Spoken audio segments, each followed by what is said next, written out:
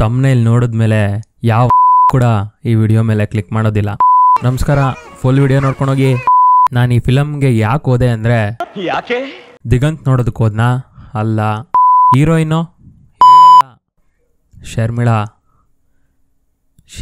ನೋಡೋದಕ್ಕೆ 110 ರೂಪಾಯಿ. ತುಂಬ ನಾನು ಈ ಫಿಲಮ್ಗೆ ಹೋಗಿದ್ದೆ ಟ್ರೈಲರ್ ನೋಡ್ಕೊಂಡು. ಅಷ್ಟು ಚೆನ್ನಾಗಿ ಕಟ್ ಮಾಡಿದ್ರು ಟ್ರೈಲರ್ನ. ಈ ಫಿಲಮ್ ಆನ್ಲೈನ್.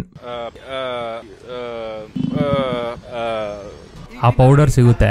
ಅವನು ಈ ಪೌಡರ್ನ ಇಟ್ಕೊಂಡು ಮಾರೋದಕ್ಕೆ ಮಾರ್ಕೆಟ್ಗೆ ಹೋಗ್ತಾನೆ. ಮಾರ್ಕೆಟ್ಗೆ ಹೋದಾಗ ಏನೇನಾಗುತ್ತೆ ಆ ಸನ್ನಿವೇಶಗಳನ್ನೆಲ್ಲ ಸೇರಿಸಿ ಈ ಫಿಲಮು ಡೈರೆಕ್ಟರ್ ಯಾರು ಅಂತಲೂ ಗೊತ್ತಿಲ್ಲ, ಮ್ಯೂಸಿಕ್ ಡೈರೆಕ್ಟರ್ ಯಾರು ಅಂತಲೂ ಗೊತ್ತಿಲ್ಲ. ಈ ಫಿಲಮ್ ನೋಡಿದ್ಮೇಲೆ ಇವರಿಬ್ರು ಬಗ್ಗೆ ತಿಳ್ಕೊಳ್ಳೋದು ಬೇಡ ಅನ್ಸುತ್ತೆ. ಈ ಫಿಲಮು ಕಾಮಿಡಿ ಫಿಲಮ್ ಅಂತೆ, ಆದರೆ ಕಾಮಿಡಿನೇ ಇಲ್ಲ. ಆನ್ಲೈನ್ ಪಂಚಸ್ ಅವಾಗವಾಗ ಬರ್ತಾ ಇರುತ್ತೆ, ಅದೇ ಕಾಮಿಡಿ. ಫಸ್ಟ್ ಹಾಫು ಹೋಗುತ್ತೆ, ಆದ್ರೆ ಯಾಕೆ ಹೋಗುತ್ತೆ ಅನ್ನೋದೇ ಗೊತ್ತಾಗಲ್ಲ. ಸೆಕೆಂಡ್ ಹಾಫ್ ನಲ್ಲಿ ಒಂದು ಹಣ ಇಸ್ಕೊಂಡು ಪೌಡರ್ನ ಕೊಡ್ತಾರೆ. ಆ ಸೀಕ್ವೆನ್ಸ್ ನಗು ತರಿಸುತ್ತೆ, ಚೆನ್ನಾಗಿದೆ.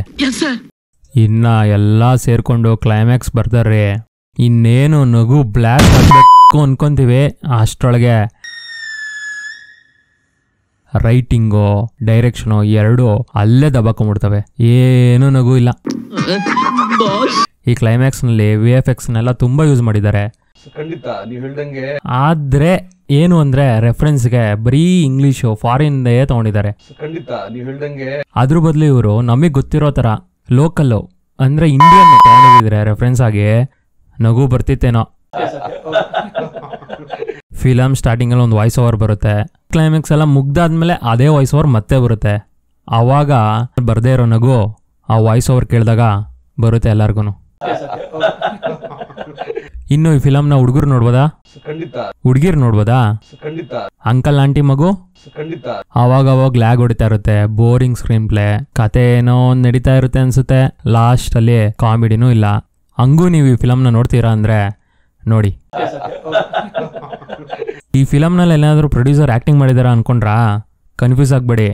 ನಾನು ತುಂಬಾ ಇಂಟರ್ವ್ಯೂಸ್ ನಲ್ಲಿ ಇವ್ರನ್ನ ನೋಡಿ ಹಾಗೆ ಅನ್ಕೊಂಡಿದ್ದೆ. ಪ್ರೊಡ್ಯೂಸರ್ ಇಷ್ಟೊಂದು ಇಂಟರ್ವ್ಯೂಸ್ ಕೊಟ್ಟಿರೋದು ಇದೇ ಫಸ್ಟ್ ಟೈಮ್ ಅನ್ಸುತ್ತೆ ಕನ್ನಡ ಇಂಡಸ್ಟ್ರಿಯಲ್ಲಿ.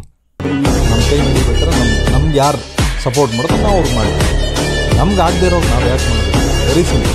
ನಿಮ್ಮ ಅಭಿಮಾನವೇ ನಮ್ಮ ಅಕ್ಕಿ ಬೇಳೆ.